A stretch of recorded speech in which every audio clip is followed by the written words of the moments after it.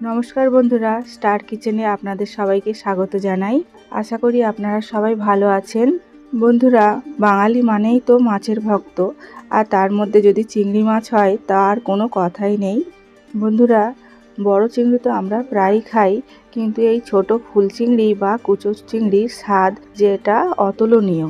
বিশেষ করে গরম ভাতের সাথে যদি একটু লাল লাল ফুল চিংড়ির ঝাল চচ্চড়ি থাকে, তাহলে নিমেষেই একতলা ভাত শেষ হয়ে যায়। আজকের ভিডিওতে আমি আপনাদের দেখাবো আমার পছন্দের এই ফুল চিংড়ি ঝালের রেসিপি। খুবই সহজ পদ্ধতিতে একদম কিছু ঘরোয়া উপকরণ দিয়ে কিভাবে এই দারুণ স্বাদের পদটি বানানো যায়, আজ সেটাই আমি আপনাদের সাথে শেয়ার করছি। যারা একদম নতুন এই ফুল চিংড়ির রেসিপিটা রান্না করছেন, তাদের জন্য এই ভিডিওটি খুবই কাজে আসবে।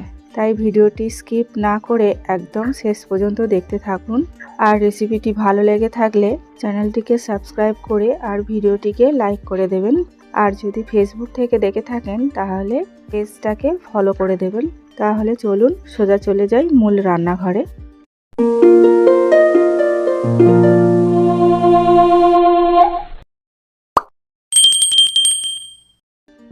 তো বন্ধুরা, আজ আমি ফুল চিংড়ির ঝাল বানাবো। তার জন্য এখানে ফুল চিংড়িটাকে ভালো করে পরিষ্কার করে ধুয়ে নিয়েছি।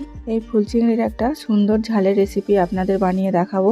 এই ফুল চিংড়ির সঙ্গে আর কি বাকি উপকরণগুলো দেবো সেগুলো আপনাদের ভালো করে দেখিয়ে দিচ্ছি। তো আমি ফুল চিংড়ির সাথে টমেটো দেবো, টমেটো, পেঁয়াজ, কাঁচা লঙ্কা আর ধনেপাতা। তো আমি বেশ কিছুটা টমেটো নিয়ে নিয়েছি, তার সাথে পেঁয়াজও বেশ অনেকটাই নিয়ে নিয়েছি, আর কাঁচা লঙ্কা নিয়েছি 5-6টা মতন, আর তার সাথে ধনেপাতা কুচিয়ে নিয়েছি। এবার আমি উনুনে কড়াইটা বসিয়ে দেবো। তো বন্ধুরা, কড়া আমার গরম হয়ে গেছে, এবারে তেলটা দিয়ে দিচ্ছি।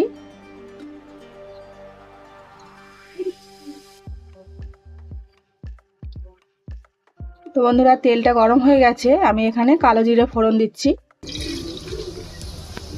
তার সাথে দিয়ে দিচ্ছি কাঁচা লঙ্কা,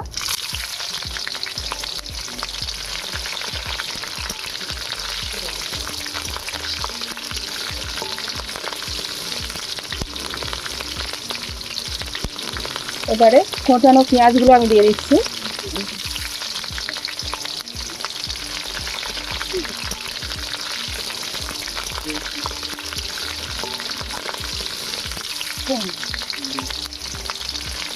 তো পেঁয়াজগুলো ভালো করে একটু নরম হওয়ার জন্য অপেক্ষা করব। একটু ভালো করে নরম করে নিয়ে তারপর আমি চিংড়ি মাছগুলো দেবো।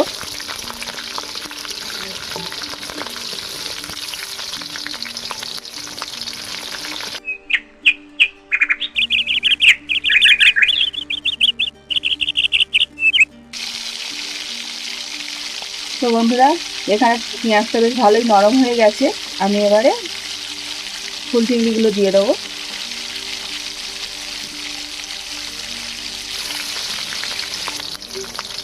পেঁয়াজের সাথে ভালো করে ভাজা মতন একটু করে নেবো।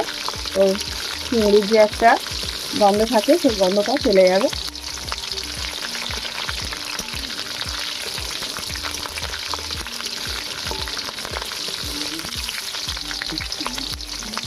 এই সময় আমি পরিমাণ মতো লবণটা দিয়ে দিচ্ছি।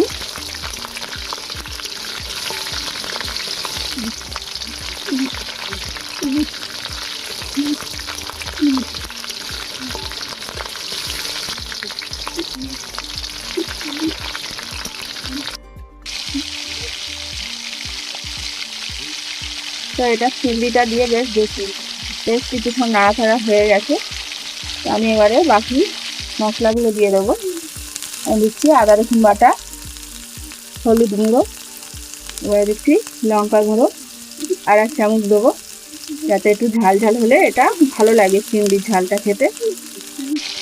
এবারে সমস্ত মশলাগুলো একসঙ্গে মিশিয়ে নিচ্ছি।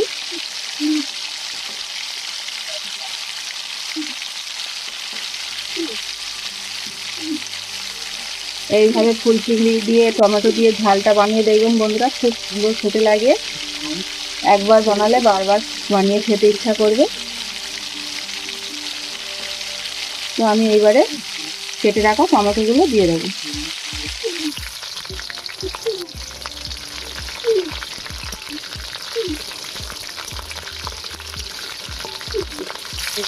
এতে টমেটোটা একটু বেশি করে দেবেন, দিলে দেখবেন খুব সুন্দর ভালো লাগে। এটা গরম ভাতের সাথে কিংবা রুটির সাথে খুব সুন্দর লাগে এই টমেটো আর ফুল চিংড়ির ঝাল।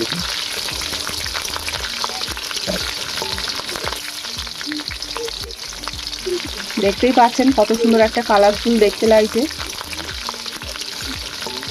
এবার আমি এটাকে ঢাকা দিয়ে কিছুক্ষণ জাল দিব। তার ওপর দিয়ে ঢাকনাটা দিয়ে দিচ্ছি।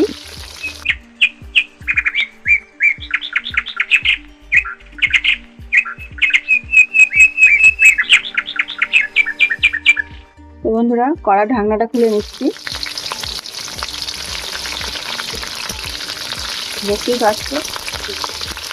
দেখতেই পাচ্ছেন এখানে টমেটো থেকে কতটা জল বের হয়েছে।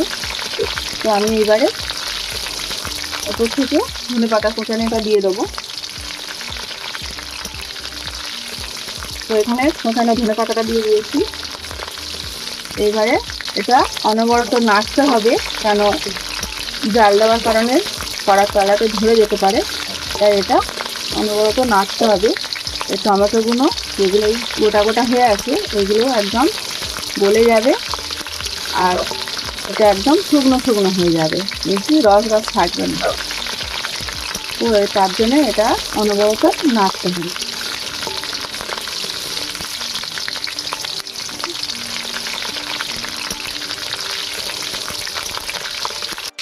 তো বন্ধুরা, এখানে আমার ফুল চিংড়ির ঝাল রেডি হয়ে গেছে। তো দেখুন রেসিপিটা কত সুন্দর দেখতে লাগছে। দেখতেই পাচ্ছেন রেসিপিটা কত সুন্দর দেখতে লাগছে আর খেতেও অসাধারণ লাগে। এইভাবে অবশ্যই করে একবার বাড়িতে বানিয়ে দেখবেন, বানিয়ে কমেন্টে জানাবেন আপনাদেরও কেমন লাগলো।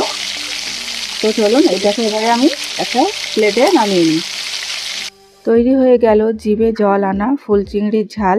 দেখলেন তো কত কম সময়ে ঘরোয়া কিছু মশলা দিয়ে কত সুন্দর একটা পদ তৈরি হয়ে গেল। এর গন্ধে কিন্তু পুরো রান্নাঘরটায় ম ম করছে। আপনারা বাড়িতে অবশ্যই এইভাবে একবার ট্রাই করে দেখবেন এবং রেসিপিটা আপনাদের কেমন লাগলো আমাকে কমেন্ট বক্সে লিখে পাঠাতে একদম ভুলবেন না।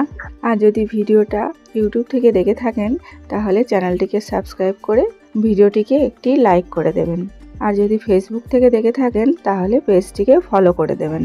আর আমার ফেসবুকের পেজের লিংক ডেসক্রিপশনে দেওয়া আছে, চাইলে গিয়ে ফলো করে আসতে পারেন।